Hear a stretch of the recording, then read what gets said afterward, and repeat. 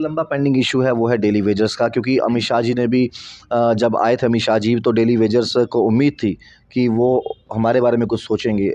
कल भी उनका प्रदर्शन हुआ, फिर वो थम जाते हैं, फिर उसके बाद फिर प्रदर्शन बाहर आ जाता है कि आखिरकार कब तक उनको एक तारीख पे तारीख मिलेगी, क्योंकि रविंद्र रैना प्रदेश अध्यक्ष खुद उनके पास 2 से 3 बार हो आए हैं, लेकिन उनका मसले हल नहीं हो पा रहे। उसमें भी कुछ अधिकारी थे जो डेलिबरेटली, कुछ ब्यूरोक्रेट थे जो आज नहीं हैं, वो डेलिबरेटली इनके इश्यूज़ को डिले करना चाहते थे।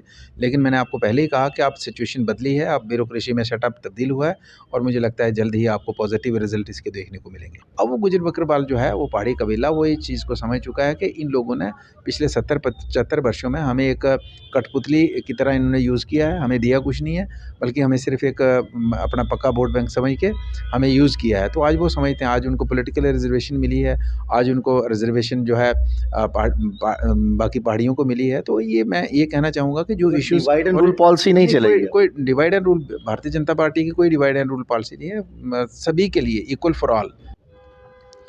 चुनावों की तैयारियां जो है जोरों शोरों से चल रही हैं, और भाजपा जो है अब हर जगह हर ज़िले में जो है अपने कार्यकर्ताओं के साथ जो है पब्लिक के बीच में जा रही है, उनकी ग्रीवेंसेस सुन रही है, और आने वाले चुनावों की जो है साथ साथ कंपेनिंग भी कर रही है। लेकिन सवाल यहाँ पर ये खड़े होते हैं, जो इतनी देर से अपोजिशन में बैठे हुए लीडर सवाल बार बार पूछते थे भारतीय जनता पार्टी से, इलेक्शन कब होंगे, कब करवाए जाएंगे। सुप्रीम कोर्ट से फैसला आता है सितंबर से पहले पहले आप जो है चुनाव करवाइए। भाजपा तो एक्टिव नज़र आ रही है, लेकिन वो सवाल पूछने वाले नज़र नहीं आ रहे, क्योंकि भाजपा के कार्यालय पे कार्यालय खुल रहे हैं, और शायद बाकी पार्टियां, कुछ कार्यालय हैं भी हैं, कुछ बंद होने के कगार पे हैं और कुछ बंद हो रहे हैं।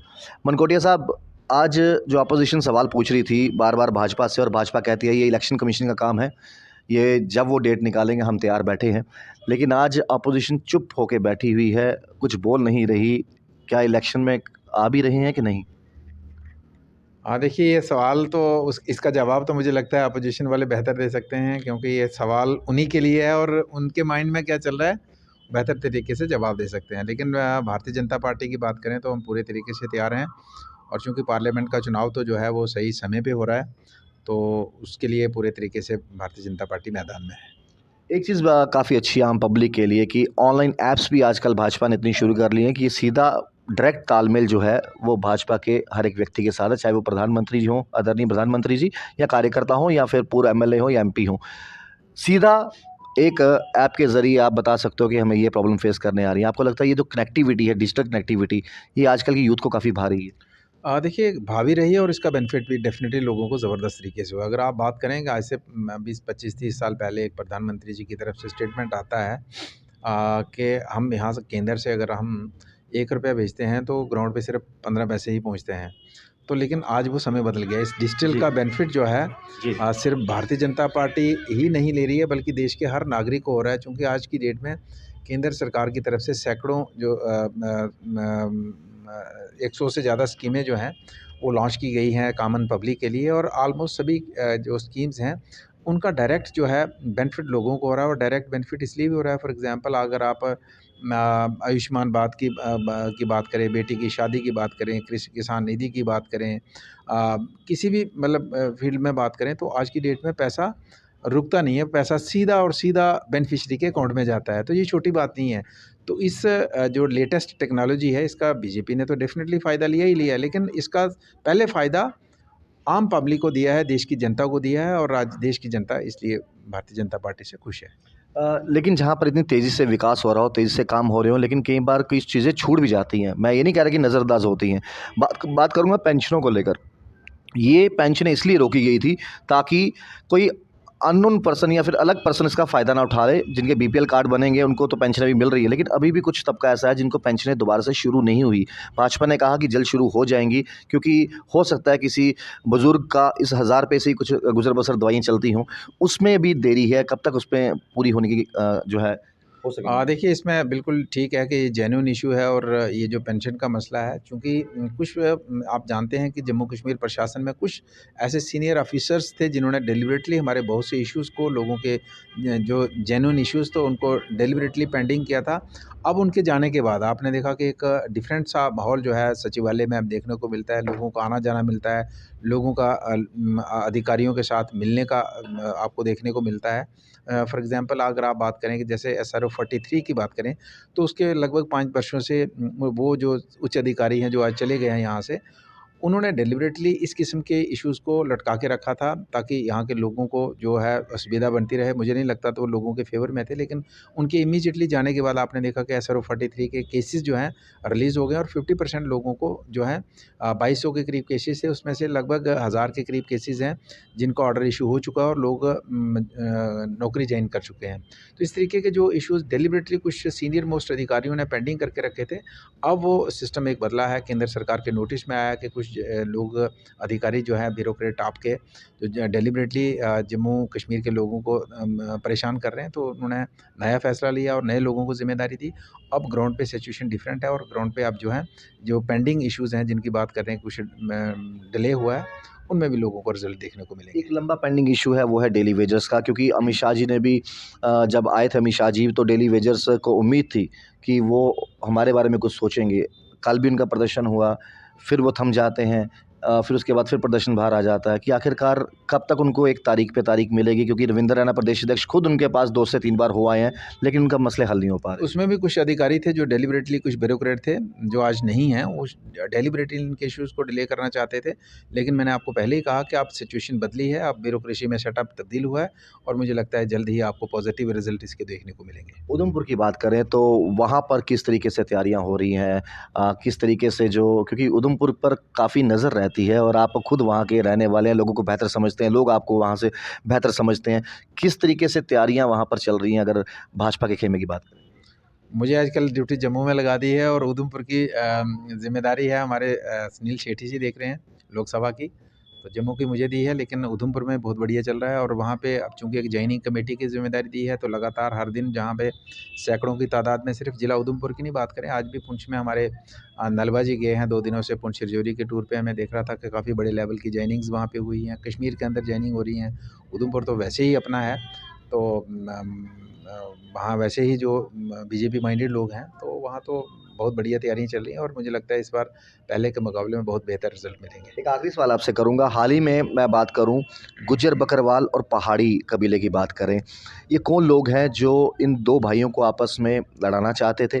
क्योंकि साफ कह चुके हैं बार-बार कि देखिए, आपको जो हक मिला था और इनको जो हक मिल रहा है, दोनों हकदार थे, लेकिन आपका खाना किसी और को नहीं बाँटा जा रहा। एक सरल सी भाषा में ये चीज़ें, कौन लोग हैं जो नहीं चाहते कि आम जनता को समझ आ जाए? देखिए, ये वही लोग हैं जिन्होंने आज तक नेशनल कॉन्फ्रेंस की बात करें, कांग्रेस की बात करें, ये वही लोग हैं। अगर पूरे देश में, पूरे हिंदुस्तान के अंदर अगर एसटी को पॉलिटिकल रिज़र्वेशन थी, तो आज तक जम्मू कश्मीर में रिज़र्वेशन इन्हीं की सरकारें थी ना। आज तक इनको पॉलिटिकल रिज़र्वेशन क्यों नहीं मिली? और हम लोग थे जो बार-बार असेंबली में bills, private members bill introduce करते थे, लेकिन उन्होंने हमेशा रिजेक्ट किया। तो ये गुज्जर बकरवाल को हमेशा अपना वोट बैंक समझ के कि ये हैं ही हैं हमारे, इनको कुछ देंगे या नहीं देंगे कोई फ़र्क नहीं पड़ता, वोट हमें ही देंगे।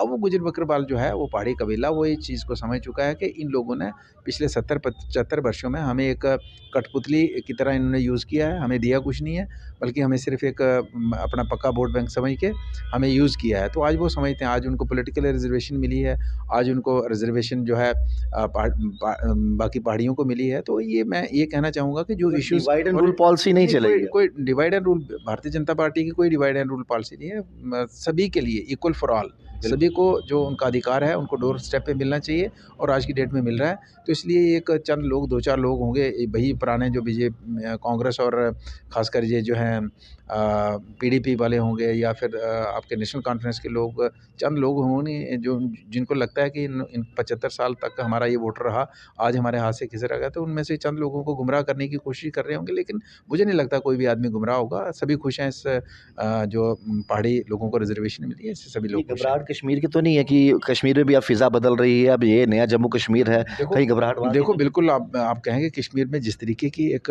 भारतीय जनता पार्टी में शामिल होने की होड़ जो है लगी है, मैं आपको बताऊं कि मुझे पिछले दिनों एक गांदरबल ज़िला से एक सरपंच हैं, वो अपनी टीम के साथ 2-3 बार फ़ोन करे। हम पिछले दिनों गए थे गांदरबल वगैरह, ये जो अपना बांडीपुरा वगैरह, वहाँ टूर किया हमने, काफ़ी बड़े लेवल की जॉइनिंग हुई। उसके बाद अशोक कोल जी ने बहुत बड़े लेवल पे काफ़ी ज़िलों में जॉइनिंग कराई। तो मुझे भी एक संपर्क में थे, एक टीम संपर्क में थी, तो वो कह रहे थे कि आप कब आ रहे हो? मैंने कहा हफ़्ते 10 दिन के बाद आएँगे हम। कहते नहीं जी, हमें जल्दी आना है, हमें जल्दी जॉइन करना है। तो मतलब वहाँ से उठ के गाड़ी में बैठ के कहते मैं अकेला ही सरपंच आए और अपने 2-3 साथियों के साथ आके ज्वाइन किया हमारे पास, कहते हैं अब तैयारी करेंगे, अब बड़ा प्रोग्राम कब कराएंगे। तो आप अंदाज़ा लगा सकते हो कि मतलब इतना उनको क्यूरियोसिटी है कि 2 दिन लेट नहीं हम कर सकते, हफ्ता लेट नहीं कर सकते, अभी हमें ज्वाइन कर रहे हैं। तो कश्मीर के अंदर तो एक हालात बिल्कुल डिफरेंट हुए हैं, तो वो घबराहट तो डेफिनेटली नेशनल कॉन्फ्रेंस को होगी और कांग्रेस को होगी कि ये क्या हो रहा है। जहाँ जहाँ ये लोग बीजेपी के खिलाफ इतना प्रोपेगेंडा करते थे और किसी को बीजेपी का नाम नहीं लेने देते थे, आज वहाँ बच्चा बीजेपी के साथ जुड़ना चाहता है, ज्वाइन कर रहा है, तो आज इनको घबराहट तो होगी। तो घबराहट तो होगी क्योंकि आजकल कश्मीर की बात करें तो वहाँ पर भी कमल जो है वो दिन प्रतिदिन खिलता जा रहा है और घबराहट तो ज़ाहिर सी बात होगी। आपने एक मूवी देखी थी पिछले, कश्मीर फाइल्स, एक और फिल्म आने वाली है आर्टिकल 370 जो कि फरवरी में रिलीज़ होने वाली है। तो कहने का मतलब है इसको भी कई बार प्रोपेगेंडा की तरह यूज़ किया जाता है। देखिए जी, फिल्मों के ज़रिए एक संदेशा देने का प्रयास किया जाता है। जी बिल्कुल, फिल्मों के ज़रिए सच्चाई लोगों को पता चले कि आखिरकार क्या कुछ हुआ था। हालांकि 100% वहाँ पर तो ये नहीं दिखाया जाता जो चीज़ें वहाँ पर हुई हों, लेकिन 90-95% भी फिल्म के ज़रिए किसी तक मैसेज पहुँचे तो वो भी घर घर तक जो है जहन करता है। जिस तरह आपने कश्मीर फाइल्स में देखा था किस तरीके से चीज़ें हुई थी, डॉक्टर फरूदुल्ला साहब ने किस तरीके से 1990 में क्या किया था। तो ये तमाम चीज़ें जो हैं जो बीत चुकी हैं। और आर्टिकल 370 5 अगस्त 2019 से लेकर 2024 तक अभी इन सालों में कितना बदलाव आया है, ये नया जम्मू कश्मीर है और ये फ़िज़ा ही अलग है। आज जितने भी टूरिस्ट आते हैं तो वो खुशनुमा माहौल के साथ, उनकी वो जहन में सोच हुआ करती थी, ना जाने जम्मू कश्मीर जाएंगे क्या हो जाएगा, ना जाने ये हो जाएगा, वो सोच जो है वो ख़त्म हो चुकी है। और आने वाले टाइम पे भाजपा तो तैयार है, अब देखना ये है कि अपोजिशन की तैयारियां कहाँ तक पहुँची है। आप देखते रहे चैनल 1, राहुल खत्री, नमस्कार।